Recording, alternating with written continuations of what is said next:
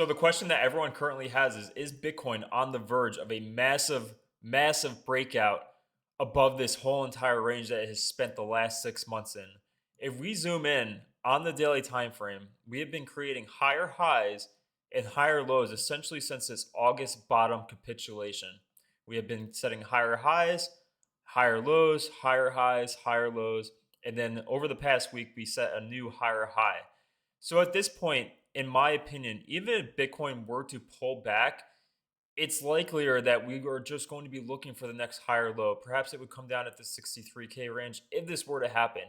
There is major support now around this 63K level. This is also where the 43 SMA is.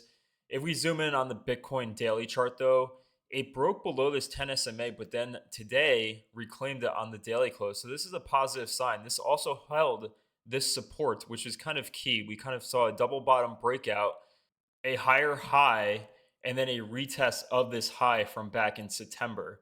So as long as this holds this 66.5K level, this is likelier to just continue. We are in an uptrend, so this favors a continuation to start.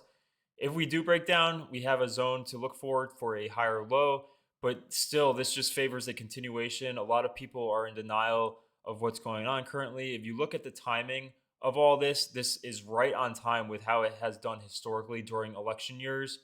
I've gone over this numerous times over the past few months, really starting in July. I pointed out that back in 2012, 2016, and 2020, all in election years, basically from July till October, November, December, we've seen the same type of price action where Bitcoin usually had a crash at some point in August and then slowly moved up into the election.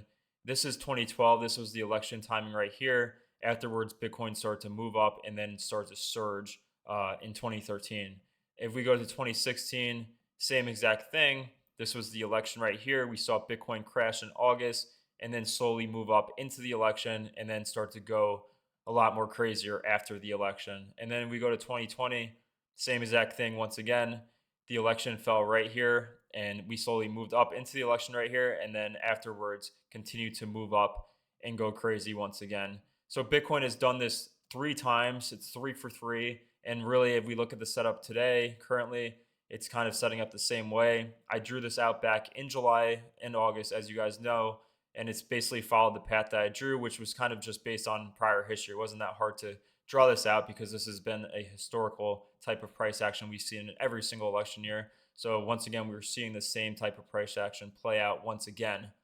Now, if we do get this breakout, the one thing that everyone needs to watch out for is that in these last 3 years, in 2021, 2022, and 2023, we saw Bitcoin basically top in April. So this is April of 2021. Bitcoin's topped right here and then rolled over.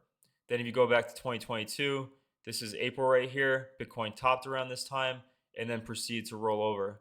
And then in 2023, once again, Bitcoin topped right here and then rolled over slowly. And then even this year, back in April of this year, which was back here, we set the high around this time frame and then slowly rolled over to the downside. So Bitcoin for the last 4 years actually has kind of moved up from January to April and then usually has topped in April. So around the April time range, I would definitely be on guard at that point. In my opinion, I would look for some sort of maybe cycle top or some sort of correction, then topping later in the year, perhaps a double top, or maybe we actually see a parabolic top later on. Lastly, if you're interested, I do have a Patreon service. I post videos almost daily at this point on Bitcoin and also the alt. So if you're interested in that, you can find it in my Twitter bio right here, or you can find it in the YouTube description below.